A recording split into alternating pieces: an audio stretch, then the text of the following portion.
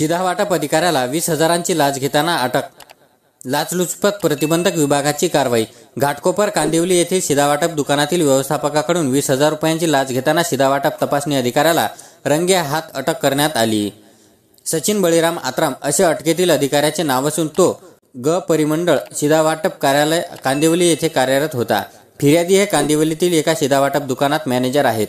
त्यांच्या दुकानात शिधा तांदूळ उतरवण्यास ट्रक आला असता तपासणी अधिकारी सचिन आत्राम तेथे पोहोचले. त्यांनी गाडीचा GPS बंद का आहे आणि निरीक्षकाच्या अनुपस्थितीत माल का उतरवला असा जाब विचारला. यानंतर त्यांनी तक्रारदार व ड्रायव्हरचा जबाब घेतला आणि तुमच्यावर गुन्हा दाखल होऊ शकतो, तो टाळायचा असेल तर 20,000 रुपये द्या अशी मागणी केली. ही रक्कम स्वतःसाठी आणि डेप्युटी कंट्रोलर यांच्यासाठी असल्याचे त्यांनी स्पष्ट म्हटले.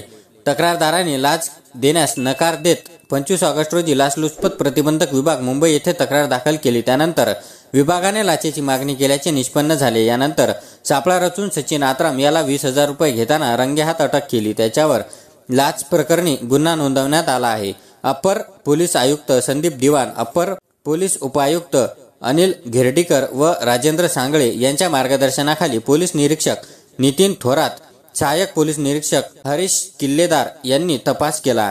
महाराष्ट्र न्यूज लाईव्ह मुंबईसाठी दिलीप कुमार चव्हाणसह कॅमेरामॅन गोपाल चव्हाण, मुंबई.